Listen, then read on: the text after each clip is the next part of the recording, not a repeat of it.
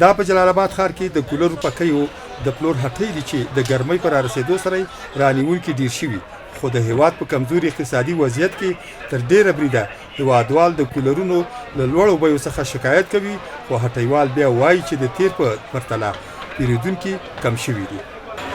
نن داسې مسلکي کسان شته زموږ خپل نجاران دي چې همدلته د کولرې جوړوي، د خلکو ضرورتونه رفع کېږي. اطراف کې برقونه نشته، هر سړی یو شیشه یو کولر اخلي خپل ضرورت رفع کوي.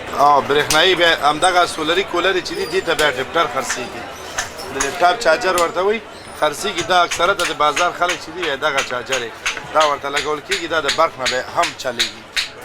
کولر خو داسې دي چې کولرو کې مختلف ډیزاینونه دي که نه، لکه وړوکې سیز نه ونیسه تر غټ سیزه پورې راځي، مختلف ریټونو کې دي.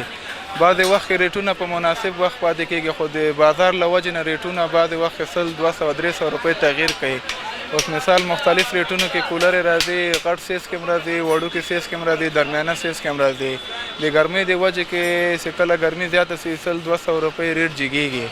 په دې خاطر باندې اوس فلحال ریټ په مناسب بیه باندې روان ده. 100 200 روپۍ له عام بازار نه د موږ ریټ ښه ګزاره کوو.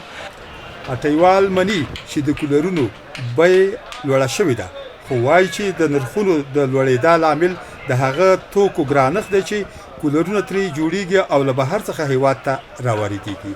بازار کې د ریټونه پورته شوي دي د هر شی، یوازې نه د دې شی، ټول شیونو ریټونه جګ شوي دي. نو دا خلک بیکاره دي، بېوزګاره دي، دومره وس او توان نه لري چې دا شی نه واخلي.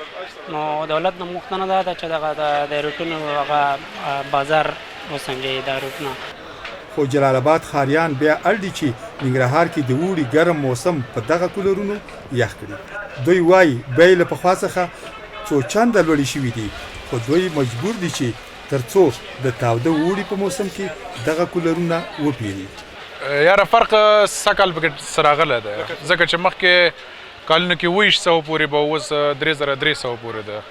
وجه دا چې یو خو برق نشته په ننګرهار کې، حجم زیات شوی ده، همداسې هر شیز کې قیمتي راغلی. په هیواد کې د ګرمۍ د موسم پر رارسېدو او د برېښنا د پارچاوۍ له امله اوس ډېری خلک هڅه کوي چې سولري کولرونه راونیسي.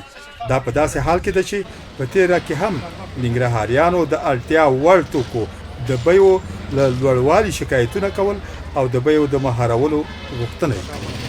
د جلال آباد ښار د کولرونو راسته ده او دلته خلک په ډېره ګڼه ګوڼه سره راغلي دي، غواړي چې د خپلو کورونو لپاره د ګرمۍ په دې موسم کې کولرونه واخلي. شاه جهان جهاني، ننګرهار ملي راډیو ټلویزیون، جلال آباد.